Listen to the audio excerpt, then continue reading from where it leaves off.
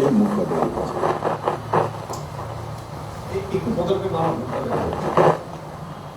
মমতা বন্দ্যোপাধ্যায় জিন্দাবাদ, জিন্দাবাদ জিন্দাবাদ, তৃণমূল কংগ্রেস জিন্দাবাদ। জিন্দাবাদ জিন্দাবাদ।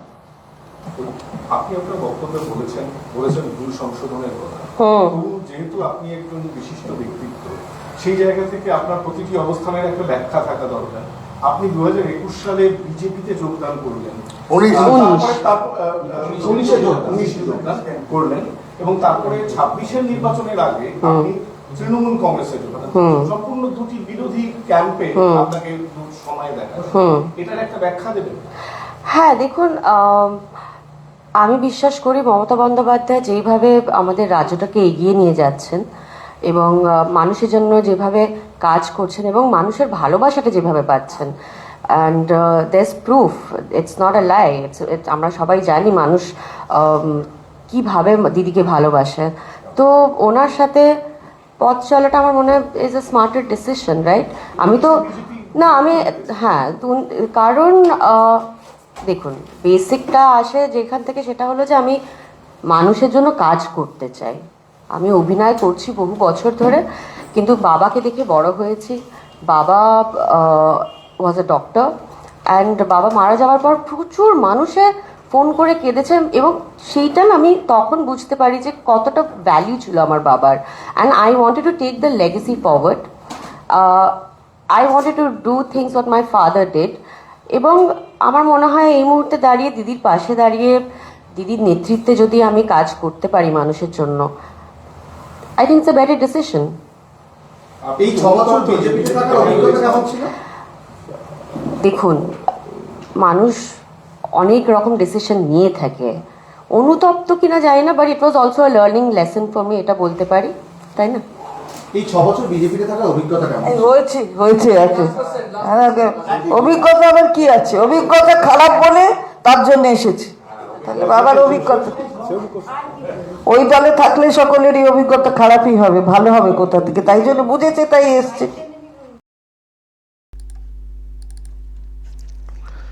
দর্শক, পার্ন মিত্র উনি ফুল বদল করেছেন। আজকে ছিলেন বিজেপিতে, যদিও ছিলেন বলা হচ্ছে বটে, কিন্তু কোথায় ছিলেন সেটা কিন্তু আমার জানা ছিল না।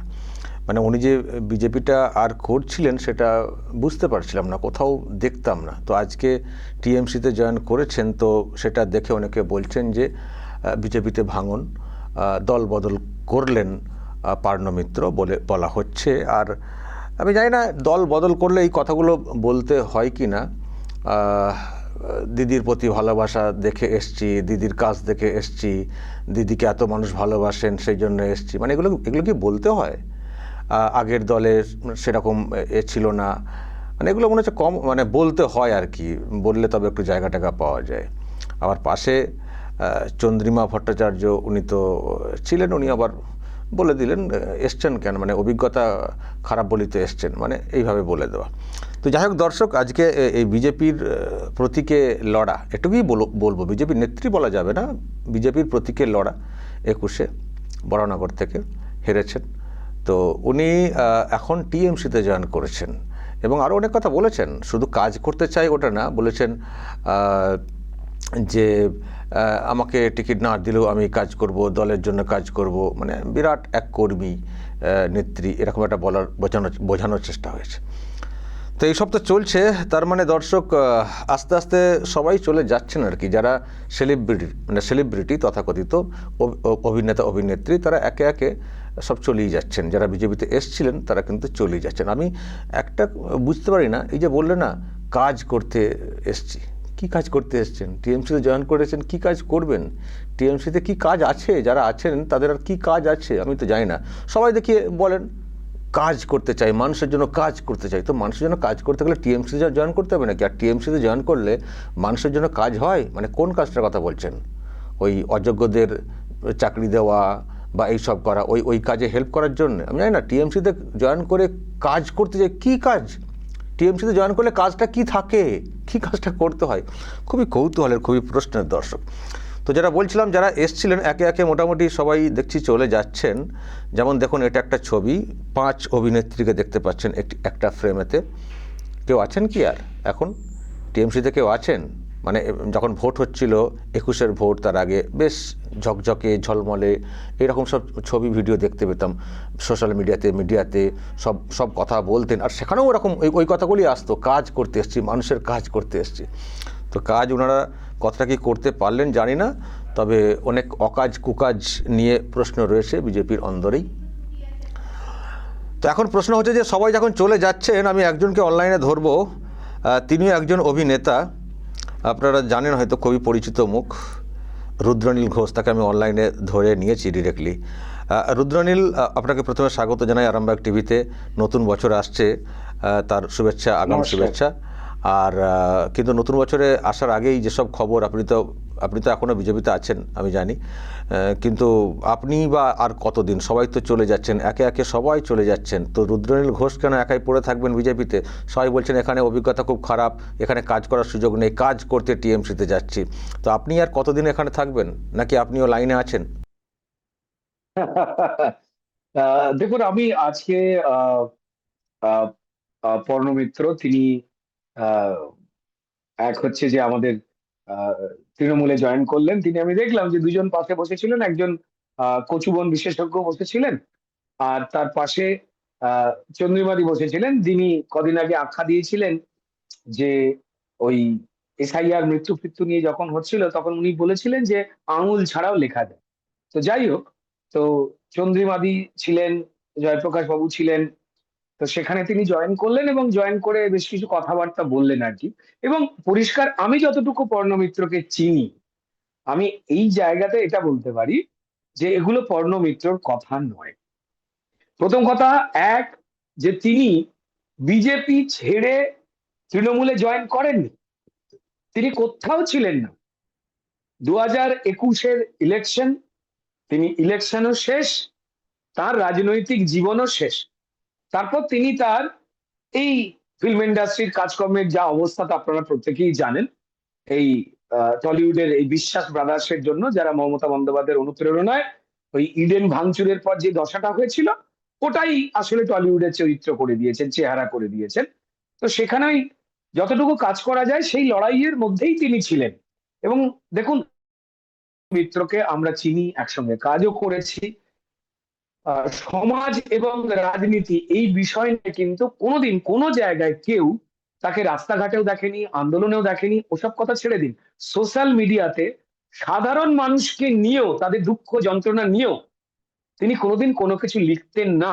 তার পেজে চলে যান যে কেউ, যারা আমাদের আরামবাগ টিভির যারা দর্শক রয়েছেন, তারা খুঁজে নিন, দেখবেন কিন্তু কোনো কিছু পাবেন না। তো তিনি বাড়িতে বসেছিলেন, এবং কেউ বা কারা, যেহেতু তৃণমূলের এখন কোনোই তো চমক দেওয়ার কোনো কিছু নেই, মানুষকে আর ভুল বোঝাবাজও কিছু নেই, সব ভুল সামনে চলে এসেছে।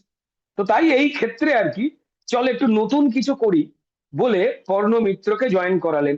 আমি সেই লোকটাকে খুঁজছি যে পর্ণ মিত্রর মতো একটা ভালো মেয়েকে শেষ মুহূর্তে এসে ডুবন্ত নৌকায় তুলে দিয়ে তার গায়েতেও চোর থাব্বাটা দিয়ে দেওয়ার চেষ্টা করলোটা কি? আমি সেই লোকটা, আমি তো ভাবছি যে সেই লোকটাকে খুঁজছি বলছেন, মানে আপনিও সেই লোকটার হাত ধরে যাবেন কিনা, আমি ভাবলাম এটা মনে হয় বলতে যাচ্ছেন আপনি। দেখুন, দুটো খুব ইন্টারেস্টিং জিনিস আর কি যেটা হয়, সেটা হচ্ছে তাকে বাধ্য করে প্রথমে কথা বলতে, প্রতিবাদ করতে, এবং তারপর আপনাকে সে নিজের দিকে টানবার চেষ্টা করে। খুব ভালো করে খেয়াল করে দেখবেন, যে আরজি কর যখন মুভমেন্ট হয়েছিল, ঠিক সেই সময় যারা যারা প্রতিবাদের রাস্তায় নেমেছিলেন, তাদের বহুজনকে ওই সময় পিসিমনির কার্নিভালে দেখতে পাওয়া যায়নি। কিন্তু এবারের কার্নিভালে অনেকে পেটের ভাত কেড়ে নেবার ভয়েতে এবং থ্রেটে তারা উপস্থিত হতে বাধ্য হলেন। দেখুন, তাদেরও পরিবার টরিবার রয়েছে, তাদেরও চালাতে আমি কাউকে দোষ দেব না, কিন্তু লড়াই করবার ক্ষমতা, শফিকুল ভাই, সবার থাকে না।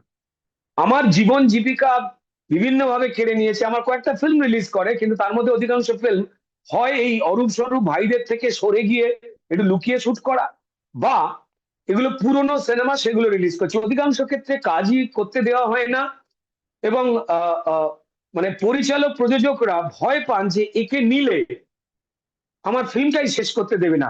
পুরো ফিল্ম ইন্ডাস্ট্রিটাই ওই যুব ভারতী ক্রীড়াঙ্গনের মতো আমাদের ক্রীড়ামন্ত্রী অরূপ বিশ্বাস 12টা বাজিয়ে দিয়েছে। তো স্বাভাবিক এই কারণে সবার ক্ষমতা থাকেন এটার সঙ্গে লড়াই করার। আমরা কয়েকজন আছি যারা এই লড়াইটা করতে পারছি। আপনারা সবাই জানেন, বলতে কোনো দ্বিধা নেই, গাড়ি বাড়ি বিক্রি করেছি আমি, তাতে কোনো অসুবিধা নেই। এই পাষণ্ডের সঙ্গে লড়াই করতে গেলে আরো অনেক কার্যকর্তা রয়েছে ভারতীয় জনতা পার্টির, তারা প্রাণ বিসর্জন দিয়েছে। এবং যে লড়াইটুকুটা হচ্ছে, সেই লড়াইটুকুটা পশ্চিমবঙ্গের আগামীর দিকে তাকিয়ে হচ্ছে, নাহলে এই রাজ্য যে সর্বনাশ হয়ে গেছে সবাই জানি। তো যারা আমরা শুধুই নিজেরটুকু ভাবি না, তারা তো মাঠে ঘাটে পড়ে আছে।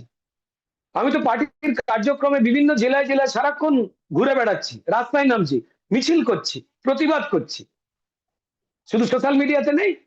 তো এই সাহসটা বোধহয় সবার থাকে না, যাদের নেই তাদের আমি দোষ দেব না, কিন্তু কোথাও যেন একটা দলও বোধহয় দেখতে চায় যে আমাদের বাকি কর্মীদের মতো যারা সংস্কৃতি কর্মী হয়ে যারা এসেছেন, তারাও কি এই কষ্টটা, বাকি আমাদের যারা সাধারণ কর্মী, অন্য জীবিকার মানুষ, তারাও তো একই অসুবিধা ফেস করেন বিজেপি করবার জন্য, তাদের মতো কি এই লোকেরা করতে পারছেন অন্তত কিছুটা? তো আমার মনে হয় যে সেই ক্ষেত্রে ঈশ্বরের অসীম আশীর্বাদ, নিজেদের জেদ এবং নিজেদের বেশ কিছু সহকর্মী এবং নেতৃত্বদের যে আশ্বাস, এবং পশ্চিমবঙ্গের মানুষের এই চোর জোচ্চোর সরকারের বিরুদ্ধে যে নিদান দেওয়ার প্রবণতা তৈরি হচ্ছে, তা হয়তো আমাদের আরো লড়াই করতে সাহায্য করেছে। এবং ওই ধরনের লোকজনগুলো কিন্তু ঘুরে বেড়াবেই। দেখুন, আমি আবার বলছি যে যারা চলে গেছে তারা পেটের দায়েতে গেছে, পরিবার বাঁচাতে গেছে, বা আমি আরেকটু ভালো পাবো এক্সট্রা, সেই জন্য গেছে, আমি তাদের দোষ দেব না, এটা তাদের মানসিকতা। কিন্তু যারা আমরা রয়ে গেছি, যে কজনকেই মানুষ বিশেষ করে অন্তত আরামবাগ টিভিতে আমার অনেকবার শফিকুল ভাই তোমার সঙ্গে কথাবার্তা, আমাদের দর্শকের সঙ্গে কথা হওয়ার সুযোগ হয়েছে, মানুষ আমায় দেখতে পান, জীবন জীবিকা নিয়ে কষ্টে আছি, আমার থেকেও কষ্টে পশ্চিমবঙ্গের মানুষ আছে, আমার থেকে অন্য জীবিকার মানুষেরা আছেন, তারা ভারতীয় জনতা পার্টির যে মর্যাদা পশ্চিমবঙ্গের সাধারণ মানুষ দিয়েছে, এত লুটের ভোটের পরেও প্রায় 40% ভোট দিয়েছে, যারা বদল চাইছে, আমাদের দলের কাছে কোনো ভুয়ো নাম নেই, কোনো ভুয়ো ভোট নেই, কোনো মৃতদেহ ভোট নেই, আমরা সেই লড়াইটা লড়ছি। তো কষ্ট হবেই, হয় 2026-এর পর একটা ভালো দিন আসবে, যা মানুষ বার্তা দিচ্ছেন, সেই জন্য যাতে দাঁড়িয়ে লড়াই করে যাওয়া। 5-6টা বছর তো কম নয় না। আহ না, কষ্ট আমি আমি আমি করছি, রুদ্রনীল, আমার মনে হয় আমি যে- আমি আমি ব্যক্তিগতভাবে আপনাকে চিনি, আমি অভিনয় দেখেছি। আমি কেন, মানুষ আপনাকে চেনেন, আপনার যে অভিনয়ের দক্ষতা সেটা মানে অনেক জায়গাতেই প্রশংসিত হয়েছে। আপনি অনেক আরও বড় কাজ করতে পারতেন সুযোগ পেলে, সেটাও আমরা কোথাও বিশ্বাস করি। কিন্তু আপনি পলিটিক্সে মানে বিশেষ করে বিজেপিতে এসে আপনার সেই জায়গাটা কার্যত বন্ধ হয়ে গেছে। আপনি চাইলেই হয়তো অন্যদের মতো ফিরে যেতে পারতেন, আবার হয়তো ফুল ফ্লেজে কাজের সুযোগটা পেতেন, আপনার অভিনয়ের যে প্রতিভা সেটাকে আরও বিকশিত করতে পারতেন, কিন্তু আপনি যাননি। এটা সত্যি যারা দর্শক আছেন তারা জানেন। এবং শুধু আপনি যাননি না, আপনি লাগাতার সত্যিই রয়েছেন দলের সঙ্গে। এবং আপনার একটা অদ্ভুত মানে ব্যাপার আছে, যেটা অনেকেরই থাকে না, যে ছোট্ট একটা ভিডিও, একটা আবৃত্তি স্বরচিত, তার মাধ্যমে আপনি কীভাবে বেঁধেন অনেকের মানে টনক নড়িয়ে দেওয়ার মতো বা ঠিক জায়গায় আঘাতটা দেওয়ার মতো।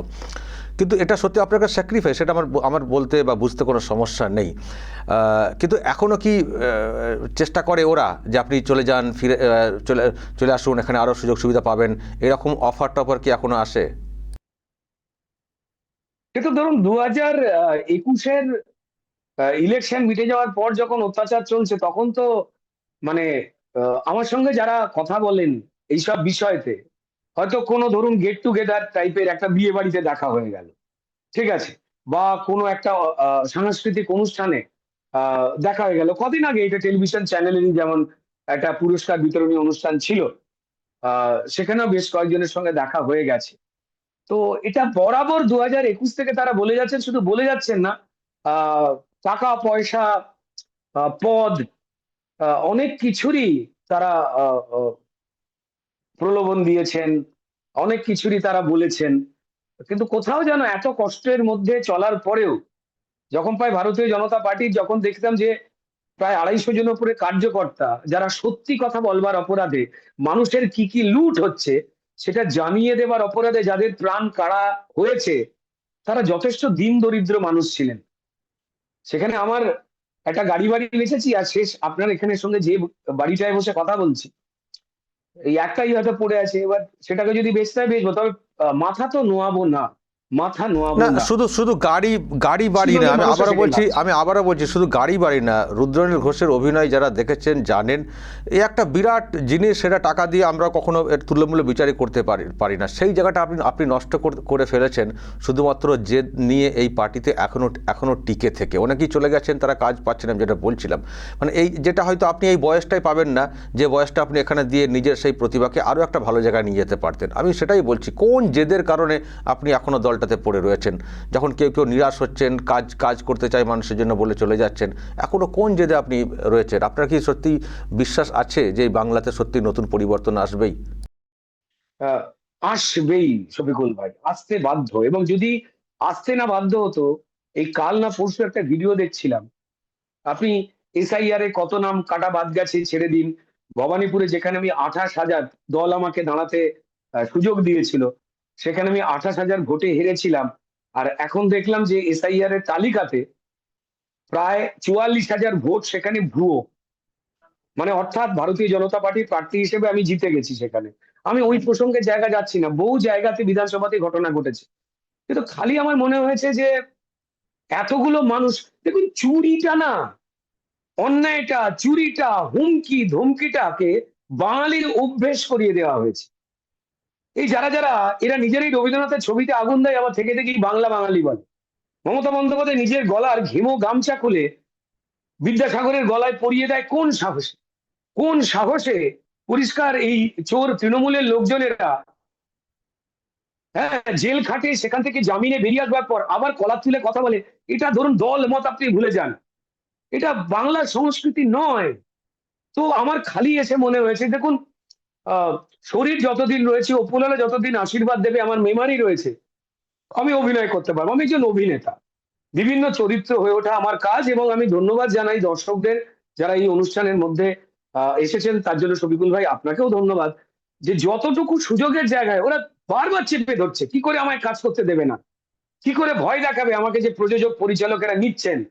এবার আমাকে যে আমি তো জনপ্রিয় আমার ইচ্ছায় হইনি, মানুষ বানিয়েছেন, আমাদের মাটির ঈশ্বরেরা, তারা বানিয়েছেন। এবার তাদের সঙ্গে যে লুটটা হচ্ছে, সেটাকে দেখে আমি শুধু আমারটা নিয়ে ভেবে যাব? এইখান থেকেই এই জেদ, এই লড়াইটা। আরে না, আমার, আমি আমি যখন রুদ্রনীল ময়দান করছি, রুদ্রনীল ঘোষ, এই যে আপনি কথাগুলো বললেন না, যে শাসকের সম্পর্কে যে কথাগুলো বললেন, আর তখনই আপনারই কলিগ বলবো, অভিনেত্রী, তিনি যখন বলছেন দিদির প্রতি মানুষের এত ভালোবাসা, মানে একেবারে উপচে পড়ছে, হঠাৎ করে তিনি গুণমুগ্ধ হয়ে পড়ছেন, এই কথাগুলো কেমন একটা অড লাগে না? মানে শুনলেও তো কেমন কানটাতে নাড়া দেয়, যে কারা এরা, যারা আজকের দিনে জাতীয় অভিনেত্রী হলেও পড়াশোনা তো করেছেন, যে এইগুলো তাদেরকে বলতে হচ্ছে নাকি বলতে বাধ্য হচ্ছেন, কোনটা? দেখুন আমার মনে হয় যে বলতে বাধ্য হচ্ছেন। এবং সেক্ষেত্রে আমি আবার বলছি, এই জীবিকায় কাজ করে খেতে গেলে টলিউড ফিল্ম ইন্ডাস্ট্রিতে বা টেলিভিশন ইন্ডাস্ট্রিতে আপনাকে এই বিশ্বাস ব্রাদার্স, অরূপ বিশ্বাস এবং স্বরূপ বিশ্বাস, মমতা বন্দ্যোপাধ্যায়ের নির্দেশ মেনেই সব কাজগুলো করেন। এবং সেখানে আপনি আপনার চোখের সামনে যে অন্যায় হচ্ছে, সেই অন্যায়ের কথা যদি একবার আলোচনা করেন, আপনাকে ইন্ডাস্ট্রি থেকে ব্যান করে দেওয়া হয়, তো পরে মানুষ খাবে কি? সেই ভয়েতে যারা এটা সামলাতে পারেন না, তারা চলে যাচ্ছেন। তেমন আমি নিজে বিশ্বাস করি, কর্ণমিত্রের ক্ষেত্রেও এক ঘটনা। অনেককেই কাজের প্রেসার দিয়ে বা তার দুর্বল অবস্থাটাকে কাজে লাগিয়ে জয়েন করিয়ে নিজেদের ইমেজ ভালো বলে প্রমাণ করবার চেষ্টা করেছে। আমি এরকম অভিনেতা অভিনেত্রীকে জানি, যারা আপনি কি তার মানে সঙ্গে যোগাযোগ রাখে না। ও মানে আপনি কি এটা বলছেন যে এই বিজেপির রংটাকে ঝেড়ে ফেলার জন্য একটা প্রেস মিট, একটা পতাকা হাতে দেওয়া, ব্যাস আমার ধুয়ে গেরুয়া রং ঝেড়ে ফেলে দিলাম, তারপর আমি আমার কাজের জগতে চলে গেলাম, পলিটিক্স আমি আর করবো না, মানে পলিটিক্সকে টাটা বাই বাই করে দিয়ে কাজের লাইনে আসতে গেলে এটা জাস্ট একটা আইওয়াশ, মানে এটা একটা মানে সাবান, তাই তো? এক্স্যাক্টলি, এই যে সাবানটা রয়েছে, এই সাবানটা তৃণমূলও জানে এই সাবানে ফেনা হয় না, এই সাবানে ময়লা যায় না, এটা তৃণমূলও জানে।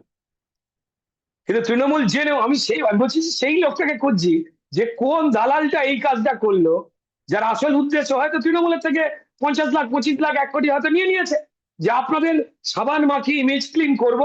যেমন মমতা বন্দ্যোপাধ্যায় ফিল্ম ফেস্টিভ্যাল করে পশ্চিমবঙ্গে, আগে শফিকুল ভাই এক লাইন না বললে নয়, 140-120-20টার মতো ফিল্মের শুটিং হতো প্রত্যেক বছরে, আমাদের টেকনিশিয়ান, আর্টিস্ট সবাই কাজ পেতাম। আজকে এই অরূপ বিশ্বাসের জন্য মমতা বন্দ্যোপাধ্যায়ের অনুপ্রেরণায় শুটিং গুলো বন্ধ হয়ে গিয়ে এমন অবস্থা তৈরি হয়েছে যেখানে বছরে 40টা সিনেমা হয়, মানে 60% কাজ টেকনিশিয়ান এবং আর্টিস্ট সবার কাছ থেকে চলে। এবার তার মধ্যে আপনাকে বেঁচে থাকতে হবে যে কটা কাজ হচ্ছে, আর সেই কাজ করতে গেলে অরূপ স্বরূপ যদি বলে দেয় তো তাহলে এই কাজগুলো আপনাদের হবে, নাহলে আপনি যতই যোগ্য হন আপনার কোনো কাজ নেই। যদি এই ক্ষেত্রেও পর্ণমিত্র গিয়ে থাকে তাহলে কিছু বলার নেই। আমি জানি না কেন গেছে, কিন্তু আমি আবার পর্ণকে বলছি যতটা জানি, আমি আপনার মাধ্যমেই জানাতে চাইছি, আরামবাগ টিভির মাধ্যমে জানাতে চাইছি, আমার কাছে এখন একটা মেসেজ সেভ আছে। 2020 সালে আমি তখন অফিসিয়ালি বিজেপিতে জয়েন করিনি, আমি জয়েন করেছিলাম 31শে জানুয়ারি অমিত শাহজির কাছে দিল্লিতে, ভারতীয় জনতা পার্টিতে আমি জয়েন করি। কোনো চার্টার প্লেনে যাইনি ভাই, আমি নিজে নিজেই যা নিয়ম মেনে গিয়েছিলাম। ঠিক তার আগে 2020 সালে পর্ণমিত্র আমায় টেস্ট করে যে তোমার মতো মানুষকে চাই রুদ্রদা, তুমি এসো, তুমি লিডার। আমার সেই মেসেজটা এখনো সেভ আছে। পর্ণ ভালো মানুষ, আমি তার বিরুদ্ধে কোনো খারাপ কথা বলবো না, কিন্তু প্রত্যেকটা জগতের মানুষকে, আপনি শ্রমিক হয়ে গেলে আপনাকে কারখানা থেকে চাপ দেওয়া হবে যে আপনি তৃণমূলের বিরুদ্ধে কোনো কথা বলবেন না বা বিজেপির মিছিলে হাঁটবেন না, সে আপনি হিন্দু হোক আর মুসলমান, আপনার সমস্যা করে দেবে পেটের ক্ষেত্রে। তার মানে এই এটা একটা এটা ভয় এটা তৈরি ঠিক। করা আমি হচ্ছে। আমি আমি যেটা বুঝলাম রুদ্রনীল, যে বিজেপির সঙ্গে ডিসকানেক্ট করে দেওয়া, আর তাতে আমার দলের কাজে আসুক বা না আসুক ওকে ডিটাচ করে দেওয়া। আর পার্ণমিত্রও ভাবলেন যে আমি বিজেপির সঙ্গে ডিটাচ হয়ে যাই, এরপর আমি দল করব না, কিন্তু আমার অভিনয়ের জায়গাটা আর কোনো বাধা রইল না, আমার এই রাস্তাটা ক্লিয়ার হয়ে গেল।